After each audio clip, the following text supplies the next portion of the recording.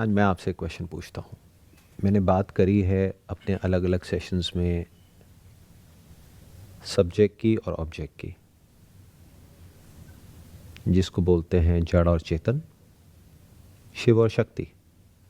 तो इन दोनों में क्या फ़र्क है? जैसे ह्यूमन बॉडी है, ये एक ऑब्जेक्ट है।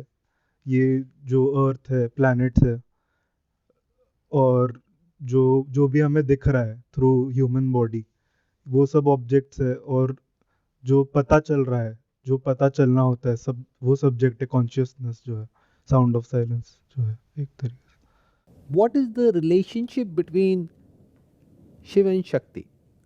Are they two separate entities?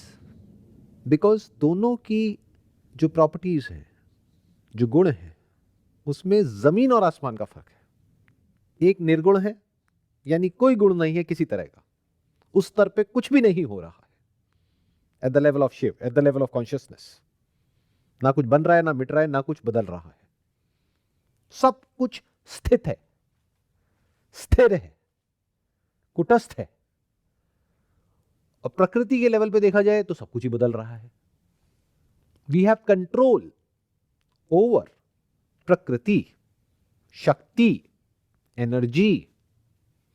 आज जितनी भी कंट्रीज है, उसमें सबसे बड़ी लड़ाई क्या चल रही है कि कौन सबसे कम कॉस्ट में सबसे ज्यादा एनर्जी क्रिएट कर सकता है। क्योंकि आर्टिफिशियल इंटेलिजेंस के लिए जो कंप्यूटिंग पावर चाहिए, उसके लिए बहुत एनर्जी चाहिए, और एनर्जी महंगी है। तो सस्ते में कौन एनर्जी क्रिएट कर सकता है? जैसे अभी न्यूज आई कि चाइना ने न्यूक्लियर फ्यूजन के थ्रू एनर्जी क्रिएट करी। So there is a possibility of creating huge amount of energy, infinite amount of energy through nuclear fusion, जिसको यूज किया जा सकता है फर्दर कुछ करने के लिए। तो इस यूनिवर्स के दो एस्पेक्ट्स हैं, एक एनर्जी, एक consciousness. Consciousness is a puzzle for scientist. Scientist के लिए एक पजल है, बहुत बड़ी पजल है। ये बिल्कुल ऐसा है कि साइंटिस्ट ढूंढने की कोशिश कर रहे हैं कॉन्शियसनेस को, और वो खुद कॉन्शियसनेस में है। यानी एक मछली दूसरी मछली में कॉन्शियसनेस को ढूंढ रही है, देखती हूं इसमें कॉन्शियसनेस कहां है, जबकि दोनों ही मछलियां जिसमें है वो कॉन्शियसनेस है ना? कमाल। बट उसके बीच में देखने के लिए कोई डिटेक्टर नहीं है साइंटिस्ट के पास में। प्लस ये एक पैराडाइम शिफ्ट है थिंकिंग में, बिकॉज दे बिलीव कि कॉन्शियसनेस आती है और जाती है। जैसे मेडिकल लैंग्वेज में जो टर्म्स यूज करी जाती है कि दिस पेशेंट इज कॉन्शियस और अनकॉन्शियस, नॉट कॉन्शियस। तो ये मिस्ट्री क्या है? एक है साइंटिफिक लेवल पे what is consciousness, not what is energy.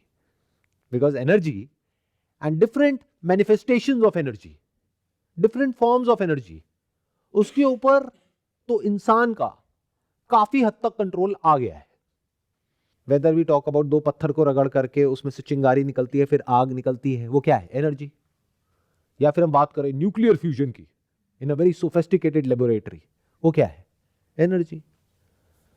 तो there are different ways of playing with energy. वहां तक तो साइंस पहुंच गई है, बट ये जो हार्ड प्रॉब्लम ऑफ कॉन्शियसनेस है, ये अपने आप में एक क्वेश्चन मार्क है। फिर एक और पजल आती है जो स्पिरिचुअल दुनिया में जब हम एंटर करते हैं, जहां पर आपने ये तो एक्सपीरियंस कर लिया कि साउंड ऑफ साइलेंस है, इसको आप डिनाई नहीं कर सकते। तो नथिंगनेस का कॉन्सेप्ट गया आपकी लाइफ में से, साइलेंस गया। Do you know the implication of this? Even if you want, you can not access silence because it's not there. Nothingness is not there. Isn't it a big statement to make?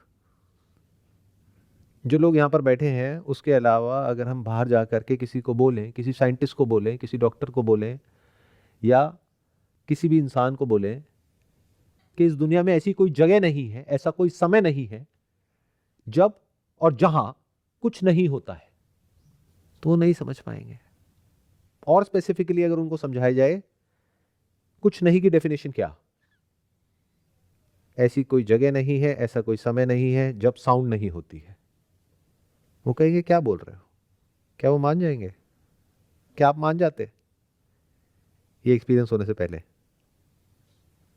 तो what is the relationship between Shiv and Shakti, between consciousness and energy, between object and subject? इन दोनों में क्या फर्क है? और क्या consciousness की वजह से ये सब कुछ होता है, यानी सब्जेक्ट करता है, या सब्जेक्ट के और ऑब्जेक्ट के मिलने से सब कुछ होता है, या ऑब्जेक्ट की वजह से सब कुछ होता है? जो भी होता है कैसे होता है? या हमारी विल पावर की वजह से सब कुछ होता है? कौन करता है? आप करते हो या कोई और करता है? जो करता है वही भोगता है। जो कर्म करेगा फल उसी को तो मिलेगा। तो कर्म कौन करता है? व्हाट इज कर्म? दीज आर बिग क्वेश्चंस, और इतना आगे तक यूजुअली कोई नहीं जाता है। Do you guys really want कि हम यहां पर चलें और चल करके देखें आगे क्या है? तो सबसे पहले साइंटिफिकली समझो, क्योंकि अगर हम स्पिरिचुअली बात करेंगे तो कॉन्सेप्ट्स में मैं कुछ भी बोल दूंगा, आप कुछ भी सुन लोगे, कुछ भी समझने लग जाओगे, कुछ भी मान लोगे। वहां तक देखो जहां तक साइंस पहुंच चुकी है। क्वांटम मैकेनिक्स में क्या बात करी जा रही है? When there is an observer तो there is a particle, and when there is no observer there is wave. Let's question what is the observer? Basically a detector which is not an observer, which is the observed, which is not the subject, which is the object. तो किसके होने से wave particle के जैसी appear होती है? ये एक बहुत इंपॉर्टेंट पॉइंट है अंडरस्टैंडिंग में। अगर इसको अच्छे से समझ लिया तो आपके फंडामेंटल्स क्लियर हो जाएंगे, तो आगे बढ़ सकते हो। अगर यही कंफ्यूज हो गए या ये क्लियर नहीं है तो कोई भी आ करके, ये जो सो कॉल्ड गुरु है मार्केट में, आ करके आपको घुमा के चले जाएंगे, आपको समझ भी नहीं आएगा कुछ क्या हुआ आपके साथ में, कुछ भी बोल देंगे। यानी एनर्जी और कॉन्शियसनेस के बीच के फर्क को समझने के लिए आपको इस पर्टिकुलर पॉइंट को समझना पड़ेगा जिसके बारे में मैं बात कर रहा हूं। It's not an observer an observed phenomena जो साइंटिस्ट बोल रहे हैं। It is technically wrong. It is an observed and observed phenomena. Detector क्या है? एक पार्टिकल है या वेव है? The moment there is a detector to detect a photon और अ सब एटॉमिक पार्टिकल, तो वो डिटेक्टर क्या है? वो किसका बना है? क्या वो कोई ऑब्जर्वर है जो आंखों से फोटोन को देख रहा है? क्या वहां कोई इंसान है, कोई जानवर है, कोई कॉन्शियस बीइंग है? क्या है वहां पर? वहां पर एक डिटेक्टर है। वो डिटेक्टर जो एक ऑब्जेक्ट है। तो कांटेक्ट किसके बीच में हो रहा है? क्या सब्जेक्ट और ऑब्जेक्ट के बीच में हो रहा है, जिसकी वजह से वेव पार्टिकल की जैसी अपीयर हो रही है, या ऑब्जेक्ट और ऑब्जेक्ट के बीच में हो रहा है? समझे मैंने क्या कहा? आज से कुछ साल पहले जब मेरी ये जर्नी शुरू हुई थी सच को जानने की, एंड तक जाने की, तो बीच में मैं कुछ ऐसे लोगों से मिला जो पिछले 50 साल से 60 साल से दे वर स्टडीइंग एंड टीचिंग उपनिषद्स। उनको एक एक वर्ष याद है। तो उनके साथ में मेरी बहुत डिटेल में और बहुत डीप में इस पॉइंट के ऊपर डिस्कशन हुआ कि जिसको आप ऑब्जर्वर कह रहे हो वो ऑब्जर्वर नहीं है, वो ऑब्जर्व्ड है। The basic hypothesis of a lot of people who don't understand it deeply, यानी कि practically, is कि one there is an observer and there is an observed. When there is an observer, आज science भी यही कह रही है, when there is an observer, the observed is there. When there is no observer, there is no observed. It is not true. इसका सबसे अच्छा example अभी हमारे सामने है। सामने मतलब मैं नहीं, ये 3 कैमरास दिख रहे हैं। क्या ये कोई कॉन्शियस बीइंग है? क्या ये कोई प्लांट है, एनिमल है? Is it sentient? तो ये क्या है? पार्टिकल। और अगर यहां पर सोफा है, ये क्या है? पार्टिकल। तो अगर हम कैमरे को ऑन करके छोड़ दें तो क्या उसमें ये कैप्चर होगा या नहीं होगा? होगा। इससे क्या समझ आ रहा है? ये जो यूनिवर्स है, this is an interaction between two objects. Subject is standing apart. Subject has got nothing to do with all this. तभी तो वो निर्गुण है. अगर सब्जेक्ट के ऊपर कोई फर्क पड़ जाए या सब्जेक्ट के होने से या ना होने से कोई फर्क पड़ जाए रियलिटी पे, तो निर्गुण कैसे हुआ? जैसे स्पेस, अगर स्पेस के होने से या ना होने से जो भी इस कमरे में हो रहा है या होने वाला है उस पर कोई फर्क पड़ जाए तो स्पेस निर्गुण कैसे हुआ? स्पेस के होने की वजह से सब कुछ हो रहा है. स्पेस में सब कुछ हो रहा है. स्पेस कुछ नहीं कर रहा है. स्पेस के बिना कुछ भी नहीं हो सकता. दैट इज ट्रू, वो सच है. लेकिन स्पेस कुछ नहीं कर रहा है. तो जब कांटेक्ट होता है किसके और किसके बीच में? सब्जेक्ट और ऑब्जेक्ट के बीच में नहीं, ऑब्जेक्ट और ऑब्जेक्ट के बीच में, तो यूनिवर्स अपीयर हो जाता है. जब कोई कांटेक्ट नहीं होता है तो कहां है universe? It's just a wave with infinite possibilities. तो कांटेक्ट किसके बीच में? एनर्जी की ही जो अलग अलग मैनिफेस्टेशंस हैं, शक्ति के जो अलग अलग गुण हैं, प्रकृति के जो अलग अलग गुण हैं, वो आपस में एक दूसरे के साथ इंटरेक्ट कर रहे हैं. ये भी शक्ति, ये भी शक्ति टकराई, उसकी वजह से साउंड क्रिएट हो गई. इसमें सब्जेक्ट कहां है? और इस साउंड को, ये जो साउंड क्रिएट हुई, इसको किसी इंस्ट्रूमेंट में कैप्चर किया जा सकता है और उसको प्ले किया जा सकता है. इसमें सब्जेक्ट कहां है? जब आपने बोला कि कैमरा ऑब्जेक्ट है and whatever it is observing is also an object, तो कॉन्टैक्ट हो रहा है एंड वो हो रहा है, but there has to be someone who can identify कि वो कॉन्टैक्ट हो रहा है. If nobody is watching and going to the memory of the camera, nobody knows what's happening and what is being recorded. So there has to be, in a way, what I feel at the moment, that there has to be subject which can confirm for a moment that yes, the something has been recorded. अगर एक कैमरे ने दूसरे कैमरे को record किया और तीसरे कैमरे में उसको स्टोर कर दिया और उसको कोई इंसान नहीं देख रहा, कोई जानवर देख रहा है, स्क्रीन पे प्ले कर दिया, तो जानवर को ये तो पता है कि कुछ है. तो is it not a proof कि उसमें वो मेमोरी स्टोर हो चुकी है? Do we need someone to say कि उसमें कुछ है? इन अदर वर्ड्स, बिना उसको देखे क्या कंप्यूटर में ये जो मेमोरी कार्ड है इसको आप इंसर्ट करते हो तो पहले आपने देखा ये मेमोरी कार्ड खाली था, अब ये आधा भर चुका है, अब इसमें 50% स्पेस है और 50% नहीं है. तो डू यू नीड टू सी कि कैमरे ने क्या रिकॉर्ड किया टू प्रूव कि कैमरे ने रिकॉर्ड किया? या फिर there is memory in that, that's a good enough proof कि it's done. So again, sir, there has to be someone, whether you record in multiple cameras or multiple memories, even in the animal. If I don't know about that person, let's say that thing is happening in some other country, और वहाँ पे record हो रहा है, but we, all of us sitting here, are absolutely unaware of that. So whatever is happening, but we don't know about that one. So as far as knowingness is there, I can say that yes, maybe it's happening, or I can define it in a language. Are you trying to say कि जब आपको पता लगता है तभी वो होता है? Is it not ego at it speak? In other words, आप ये कह रहे हो कि अफ्रीका में कुछ हुआ, जब तक आपको नहीं पता तब तक आप नहीं मानोगे. आप ये कह रहे हो तब तक वो हुआ ही नहीं. अब वहां पर चाहे वो कैमरे में रिकॉर्ड हुआ, चाहे वहां पर किसी इंसान ने देखा, पहले तो एक बहुत बड़ा क्वेश्चन मार्क है कि दोनों अलग कैसे है.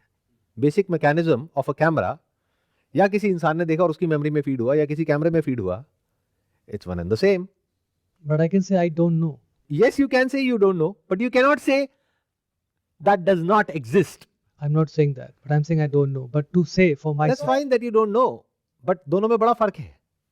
एक है कि आप कह रहे हो आई डोंट नो, अरे तो you don't know about anything in this universe. आपको पता ही क्या है? आपके नोन के दायरे में है क्या? पहले तो मुझे ये समझाओ. तो क्या आप ये कहना चाह रहे हो जो भी आपके नोन के दायरे में है वो तो है, जो अननोन में है वो नहीं है? In other words, are you trying to say कि जो इंसान के नोन के दायरे में है वो तो है, बट ऐसा बहुत कुछ है जो जानवरों के नोन के दायरे में है, क्या हम ये कह रहे हैं कि वो है ही नहीं? तो it's a big point that you guys need to understand before jumping on to the next step. हाँ, इवेंचुअली हम एक ऐसी जगह पर पहुंचेंगे कि अगर मान लो पूरी दुनिया में सिर्फ कैमराज ही कैमराज हो और सब कुछ रिकॉर्ड हो रहा है and there is no consciousness, तो उसका होना या ना होना बराबर है. चाहे वो वेव है या पार्टिकल है, वो बराबर है, क्योंकि किसी को पता ही नहीं लगा. बट उसकी तो अभी हम बात ही नहीं कर रहे. अभी तो हम बात ये कर रहे हैं कि कॉन्शियसनेस क्या है, यानी कि सब्जेक्ट क्या है और ऑब्जेक्ट क्या है. ये जो गलत फहमी है, this is deeply rooted in a lot of people. This is nothing but ego. क्योंकि इसके साथ में क्या कनेक्टेड है? मैं. कि जब मैं होता हूं तो यूनिवर्स होता है, मैं नहीं तो कुछ नहीं. पहले तो इस मैं को क्वेश्चन करो, what do you mean by मैं? आर यू सेइंग कॉन्शियसनेस और consciousness in your body? Whenever you say मैं, you're talking about consciousness in your body. You're not talking about consciousness. जब आप बॉडी को मैं बोलते हो तो इस बॉडी में जो पानी है आप उससे आइडेंटिफाइड नहीं हो, क्योंकि अगर पानी आप हो तो फिर जहां भी पानी है, जितना भी पानी है वो सब आप हो. बट ऐसे हम नहीं सोचते हैं. यहां तक देख पाए? इसको क्या हम क्वेश्चन कर सकते हैं? अब कोई तरीका है इसको क्वेश्चन करने का? What is the proof of existence? It has to be captured somewhere. It has to be monitored. उसके ऊपर स्टैंप लगानी पड़ेगी कि वो है या नहीं है. बट आज की डेट में ये सारा काम ऑटोमेटिकली हो सकता है, उसमें किसी इंसान की जरूरत नहीं है. यानी एक ऑब्जेक्ट के आते ही, जिसको हम ऑब्जेक्ट कह रहे हैं, यानी एक डिटेक्टर के आते ही. What is a detector? अलग अलग सेंसेस के केस में अलग अलग तरह के डिटेक्टर्स हैं. जैसे अगर देखने की बात करी जाए तो mirror is a detector. Mirror जो कि कुछ नहीं है, एक तरह का स्टोन है. एक और तरह का स्टोन होता है जिस पे रिफ्लेक्शन नहीं दिखती है, एक है जिस पे दिख रही है दोनों पत्थर ही है, दोनों ऑब्जेक्ट ही. और उसमें जो और मिरर्स दिख रहे हैं, नॉन मिरर्स दिख रहे हैं, वो भी पत्थर है. तो इंटरेक्शन हो किसके बीच में रहा है? एक पत्थर जो मिरर है उसके एक जगह पर होने से वो रिफ्लेक्शन उसमें दिख जाती है. इसमें सब्जेक्ट का कोई लेना देना नहीं है. और अगर उसमें रिकॉर्डिंग की कैपेबिलिटी है तो वो रिकॉर्ड हो जाती है. और आजकल तो रिकॉर्डिंग ट्रांसफर भी हो जाती है और वो स्टोर भी हो जाती है. उसको डेटा बोलते हैं. उस डेटा के बेस पे चीजों को ट्रेन किया जा सकता है और उसके बेस पे बहुत कुछ जनरेट किया जा सकता है. तो it's a play. This entire universe, objective universe, is a play between object and object. If there is no contact between two objects, यानी कि जब फोटोन को फायर किया जा रहा है या एटम को फायर किया जा रहा है और कोई डिटेक्टर नहीं है, तो कोई सेपरेशन भी नहीं है. यानी डिटेक्टर के आते ही वेव, जिसमें आपस में कहीं कोई सेपरेशन नहीं है, that appears like a particle. And जो concept of time और space है, that is all from the standpoint of particles. Particle छोटा बड़ा होता है, पार्टिकल की अपनी प्रॉपर्टीज होती हैं, नाम रूप उपाधि. पार्टिकल बनता है मिटता है, पार्टिकल्स के बीच में स्पेसेस होती हैं. Eight the level of wave ये सारे कॉन्सेप्ट्स नहीं होते हैं. तो शिव और शक्ति के बीच में फर्क समझ आया? जब बोलते हैं अद्वैत, यानी कि ये दो नहीं है, मतलब क्या? फ्लक्चुएशंस होती हैं किसमें? शक्ति में, which is an intrinsic quality of Shiva. Shakti किसमें है? शिव में है. बट किस फॉर्म में है? अनमैनिफेस्ट फॉर्म में है। कब? जब कोई कांटेक्ट नहीं है। किसके बीच में? शक्ति और शक्ति के बीच में कोई कांटेक्ट नहीं है। ये क्या है? ये जो हम टच कर रहे हैं, किसके बीच में कांटेक्ट हो रहा है? सब्जेक्ट के बीच में हो रहा है और ऑब्जेक्ट के बीच में हो रहा है। सब्जेक्ट को टच कर सकते हो क्या? ऑब्जेक्ट और ऑब्जेक्ट के बीच में, इसीलिए इसको कंट्रोल किया जा सकता है। यानी अगर आप एनेस्थीसिया देते हो तो इधर जो सेंसेशन पहुंच रही है नर्वस सिस्टम के through, which is again an object, उसको रोका जा सकता है। वो सेंसेशन ब्रेन तक नहीं पहुंचेगी। तो ये सब किस लेवल पे हो रहा है? At the level of energy, which is in the realm of science. Consciousness has got nothing to do with all this. And that's a fact जिसको आप ऑब्जर्व कर सकते हो बड़ी आसानी से।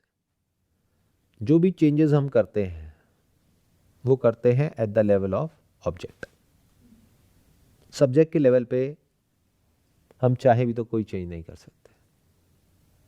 बदल के दिखाओ अपनी कॉन्शियसनेस को, है कोई तरीका?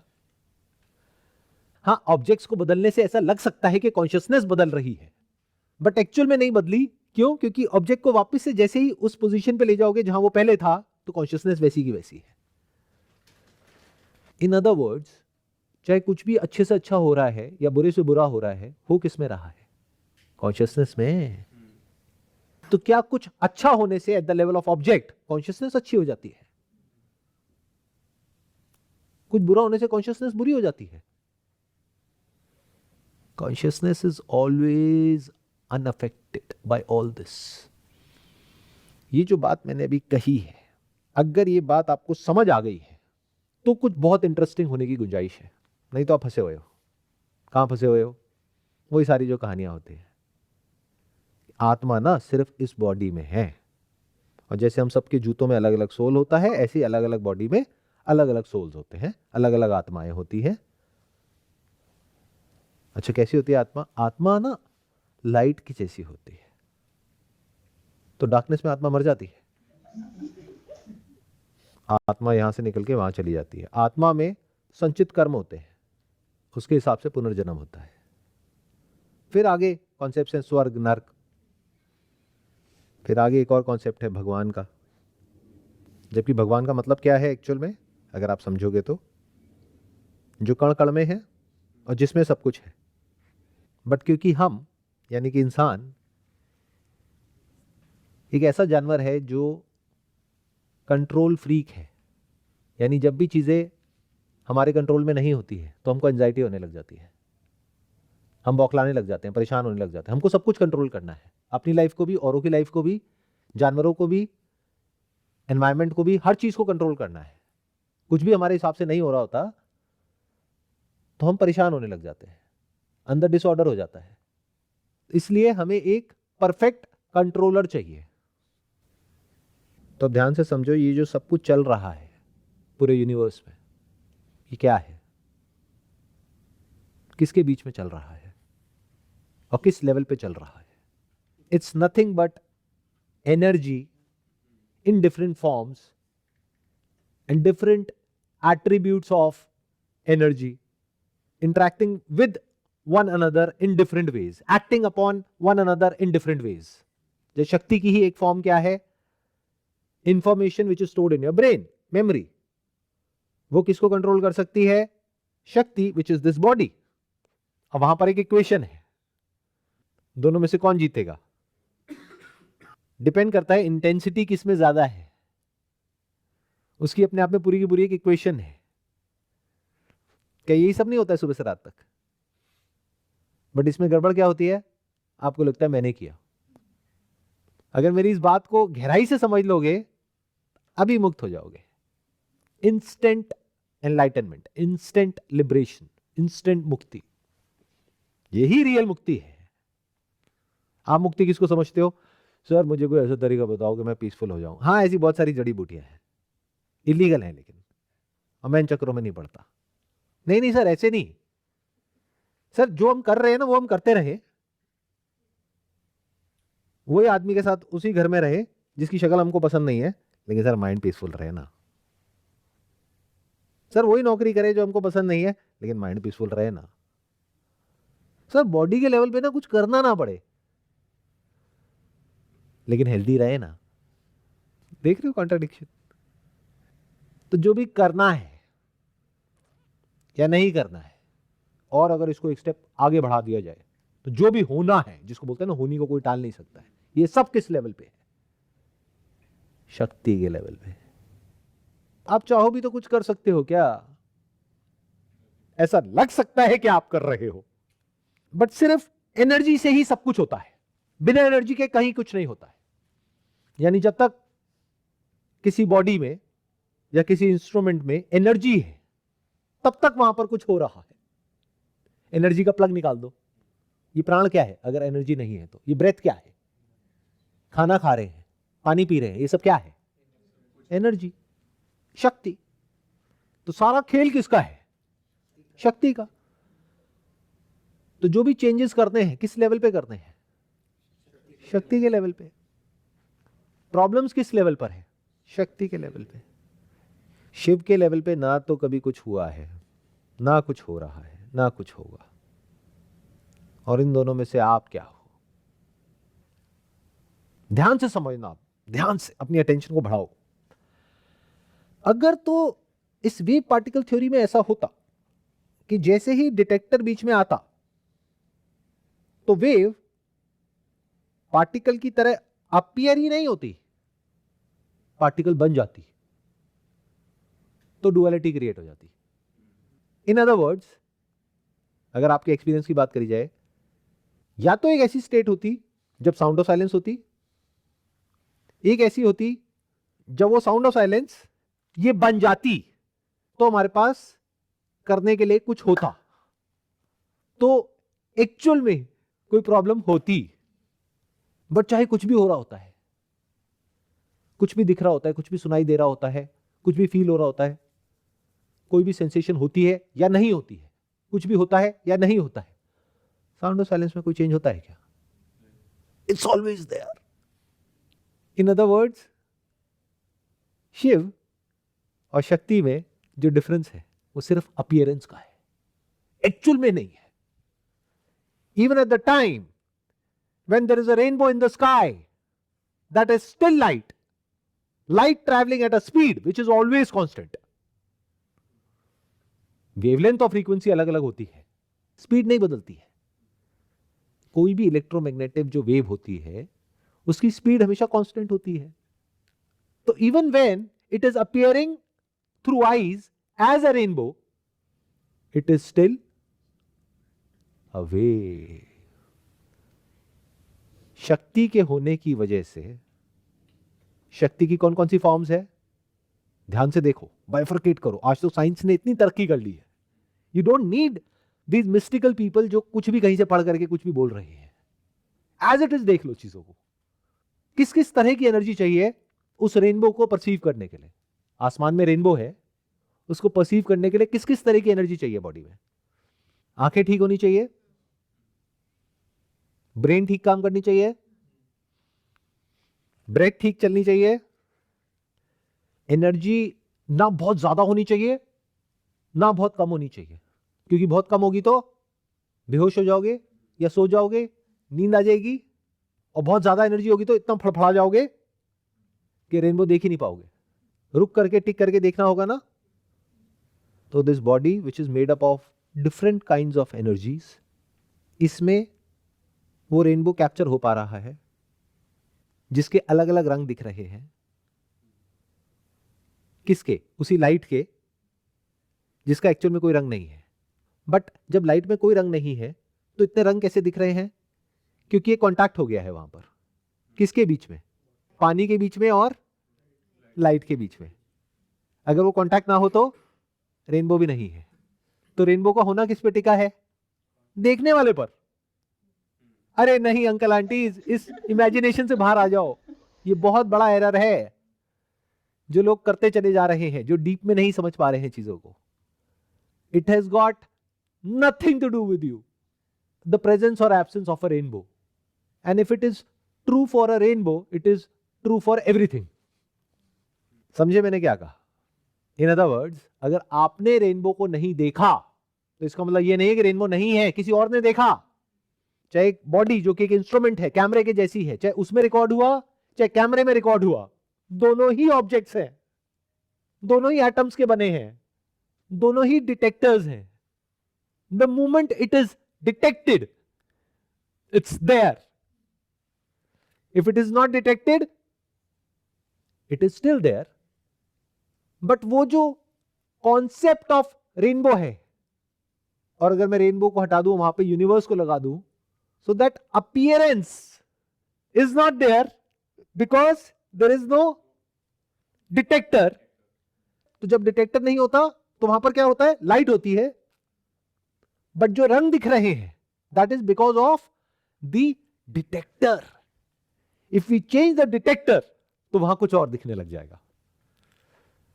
यथा दृष्टि तथा सृष्टि। इन अदर वर्ड्स, जिस इंस्ट्रूमेंट के थ्रू आप देखोगे, जैसे देखोगे वैसा दिख जाएगा। हमारे लिए दिन, किसी और जानवर के लिए रात। तो एक्चुअल में क्या है, दिन है रात है, ऑब्जर्वर तो दोनों है, बट एक के लिए दिन है, एक के लिए रात है। देखो कितना मजेदार है। आपने जो लास्ट एग्जांपल दिया, दिन और रात इंस्ट्रूमेंट पे डिपेंड कर रहा है। Exactly, now you got it right, कि सारा जो खेल है वो इंस्ट्रूमेंट का है। और यही अगर हम इसको, जिसको दिन कह रहे हैं, या कोई और जानवर जिसको रात दिख रही है, इसको हम एक्सरे मशीन के थ्रू देखें तो रंग गायब हो जाएंगे, सब कुछ ब्लैक एंड व्हाइट में दिखने लग जाएगा। तो क्या सच है तीनों में से? और अगर हम ना देखें तो, यानी कोई मशीन नहीं, कोई इंसान नहीं, कोई जानवर नहीं, कोई देखने वाला नहीं, यानी कोई कांटेक्ट नहीं, कोई इंटरेक्शन नहीं, तो क्या है? The unmanifest, pure consciousness. उसको बोलते हैं सत्यम ज्ञानम अनंतम। सत्यम ही ज्ञानम है, ज्ञान स्वरूप है। सत्यम मतलब क्या? जो बदलता नहीं है। एक तरीका ये हो सकता है बोलने का, दूसरा हो सकता है जो हमेशा होता है। इनफैक्ट दिस कॉन्सेप्ट ऑफ हमेशा, यानी कि time and space, is in Satyam. In other words, rainbow के होने या ना होने से कोई फर्क नहीं पड़ता है। उसी रेनबो को अगर आप आंखों से देखोगे तो रेनबो है, और अगर बिना सेंसेस के, यानी बिना आंखों के देखोगे तो साउंड ऑफ साइलेंस है। रेनबो को हटा दो, यूनिवर्स को लगा दो। इस यूनिवर्स को अपने अलग अलग सेंसेस के थ्रू देखोगे तो अलग अलग तरीके से अपीयर होगा, डिपेंडिंग अपॉन किसके थ्रू देख रहे हो। बट अगर किसी के थ्रू ना देखो तो, यानी किसी इंस्ट्रूमेंट के थ्रू ना देखो मैनमेड, और ना अपने 5 सेंसेस के थ्रू देखो, ना मेमोरी के थ्रू देखो, तो क्या है? The sound of silence. और अब ये कोई कॉन्सेप्ट नहीं है, ये हम सबका एक्सपीरियंस है। और सिर्फ इतने लोगों का होता तब भी एक ये हो जाता कि कुछ ऐसे लोग हैं जो डिल्यूडेड हैं, जो इस कमरे में बैठे हैं, जिनको कोई बीमारी है। बट अब तो लाखों लोग हैं। तो you don't have to feel special क्योंकि आपको एक्सपीरियंस है, क्योंकि इसमें कुछ है ही नहीं। It's there. इट्स लाइक ऐसे बोलना सारी मछलियां हैं और एक कह रही है मेरे को पानी एक्सपीरियंस हो रहा है। तुम्हें नहीं हो रहा? अरे हो रहा है नहीं हो रहा उससे फर्क नहीं पड़ता, सब पानी में ही है। तो खुश होने की जरूरत नहीं है कि मुझे पानी का एक्सपीरियंस है। तो यहां तक देख पा रहे हो? तो अगर यहां तक आप समझ गए तो सवाल ये उठता है कि क्या जो शक्ति है उसमें कहीं भी किसी भी तरह का कोई सेपरेशन है, या फिर it's like a pack of cards, एक के ऊपर एक टिका दो, एक को गिराया धड़ धड़ धड़ धड़ धड़ धड़ धड़ धड़ सारे गिरते चले जा रहे हैं, जिसको डोमिनो इफेक्ट भी बोलते हैं। उन डोमिनोज में से सबको ये लग सकता है कि ये मैं कर रहा हूं, मैंने इसको धक्का दिया, जिस वजह से देखो वो सारे गिर गए। ऐसे ही हम ऑपरेट करते हैं सुबह से रात तक, जबकि उस बेचारे को ये नहीं पता उसको पीछे से धक्का पड़ा है। तो कॉन्सेप्ट ऑफ फ्री विल कहां है? कर्म कहां है? फल कहां है? कौन करता है? क्या करता है? आप क्या करते हो? क्या किया है आज तक? Eight the level of consciousness मुझे बताओ आज तक क्या हो गया है, क्या बदल गया है? क्या वहां पर कोई चॉइस है? इन अदर वर्ड्स आपके कान के पास में आ करके ऐसे मैं आवाज करने लग जाऊं, आपके पास में चॉइस है कि इसको सुनो या ना सुनो? चॉइसलेस है। और किसी जानवर के पास में हो तो चॉइसलेस है। तो consciousness is choiceless, it doesn't change with time. बदली क्या? आप लोगों की एज है मान लो 20 साल, 30 साल, 50 साल, 70 साल, 100 साल, जो भी, मतलब देखने में तो 100-150 के लग रहे हैं, लेकिन मान लेते हैं चलो 30-40 होगी। साइंस ने तरक्की कर ली ना, एंटी एजिंग दवाइयां आ गई और खा खा के आप लोग यंग लग रहे हो। बट ठीक है, मान लेते हैं चलो जो भी है आपकी एज। तो कुछ बदला क्या पिछले 100-150 सालों में? कुछ बदला इन द सेंस कॉन्शियसनेस के स्तर पे, सब्जेक्ट के लेवल पे, शिव के लेवल पे, ऑब्जेक्ट के लेवल पे सब कुछ बदल गया। ऑब्जेक्ट के लेवल पे, शक्ति के लेवल पे सब कुछ बदल गया। थॉट विच इज शक्ति, सब कुछ बदल गया। Information, this is also information by the way, जिसको डीएनए बोलते हैं, जेनेटिक्स बोलते हैं। Information, it can be stored and replicated, not a big deal. Genetically आजकल सीड्स को मॉडिफाई किया जाता है और कई तरह की चीजें बना दी जाती हैं, नॉट अ बिग डील। तो किसको मॉडिफाई किया जा सकता है और किसको नहीं? उसको आप एनर्जी कहो, शक्ति कहो, इंफॉर्मेशन कहो, कुछ भी बोलते रहो, उससे फर्क क्या पड़ता है? तो आप क्या हो? क्या आप शक्ति हो? क्या शक्ति आपके कंट्रोल में है? You can not say no and you can not say yes, you can say relatively up to a certain extent, yes, it is in your control. For example, ये मेरा हाथ यहां पर है, इसको मैंने यहां तक उठाया, तो that means I have control over शक्ति. But what is this I? क्या ये कॉन्शियसनेस ने किया?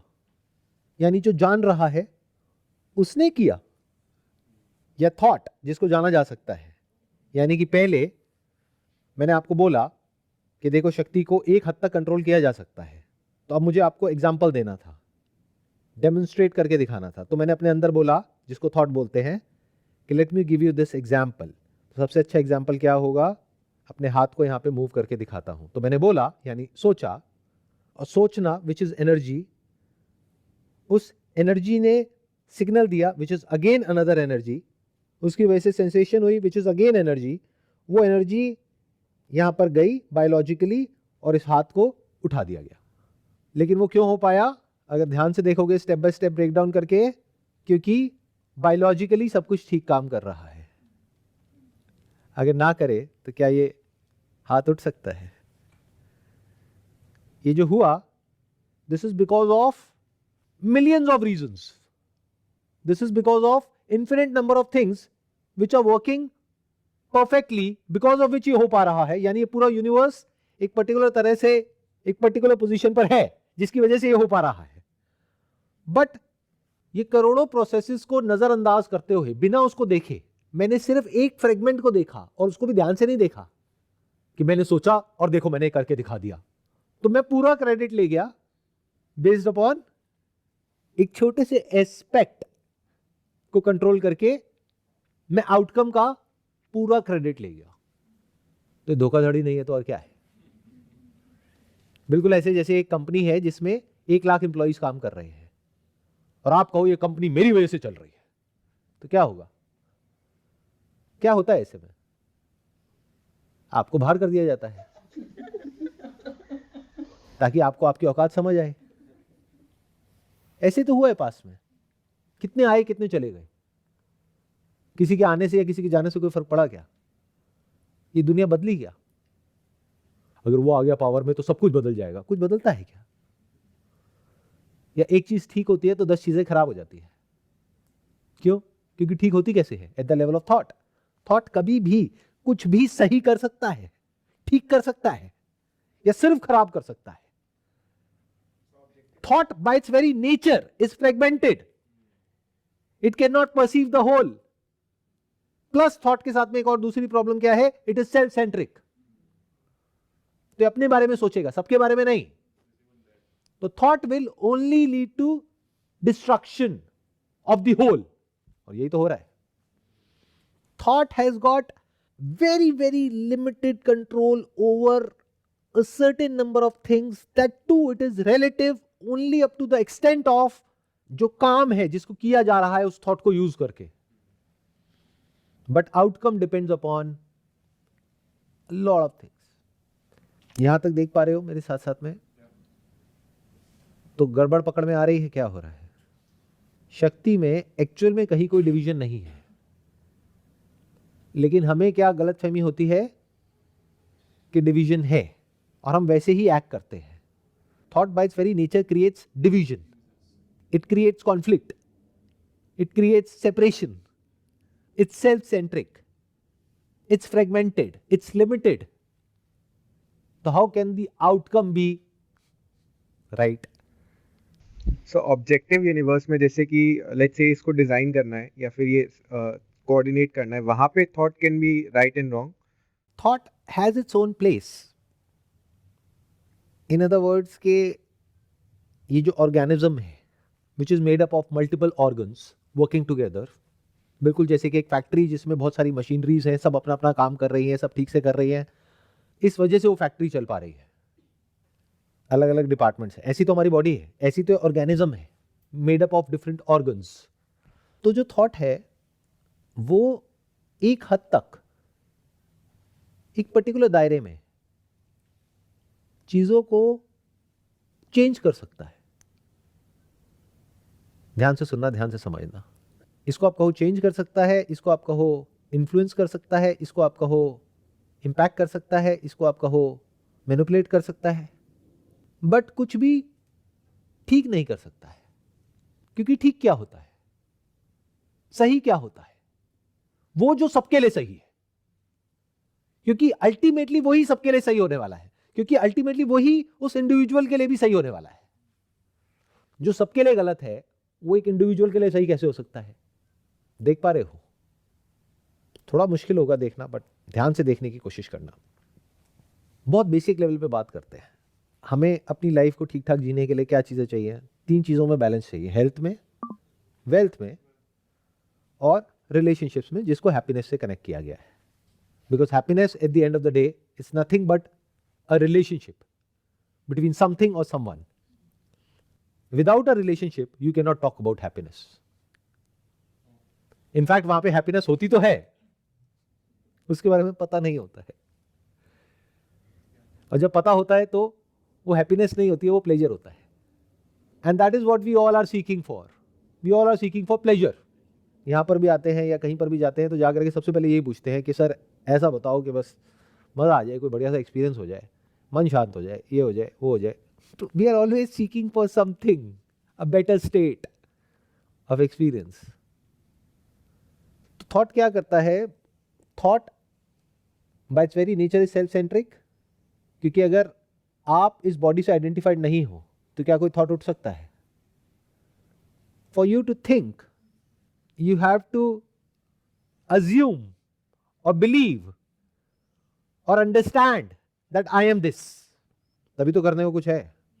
For example, if you are the space, सोच के दिखाना जरा। अगर आप स्पेस हो तो चाहो भी तो कुछ नहीं कर सकते। तो first you have to think that I am not space, this space has to think that I am this, और इतना ही नहीं, बेवकूफी की सारी हदें पार करनी होंगी। ये बॉडी जो कि स्पेस में है, मुझे ये सोचना होगा कि इस बॉडी में स्पेस है और इसके अंदर की जो स्पेस है वो मेरी है, बाहर जो है वो तेरी है, जैसे घर के अंदर और बाहर होती है। तो थॉट के पैदा होने के लिए, या इसको दूसरी तरीके से कहूं, जो आपकी नेचुरल स्टेट है, दैट इज समाधि, जहां पर पेन और प्लेजर तो है, which is good for the survival of this organism, but कोई थॉट नहीं है। जैसे एक न्यूबॉर्न बेबी के केस में होता है या जानवरों के केस में होता है, तो कोई प्रॉब्लम ही नहीं है। बताओ क्या प्रॉब्लम है? ना तो वो जानवर खुद के लिए प्रॉब्लम है, ना औरों के लिए प्रॉब्लम है, चाहे वो मर रहा है चाहे मार रहा है। From the holistic perspective there is no problem. जो भी वो कर रहा है वो सब सही है। किसके लिए? प्लैनेट के लिए, बाकी सबके लिए, खुद के लिए। क्यों? Because there is no thought.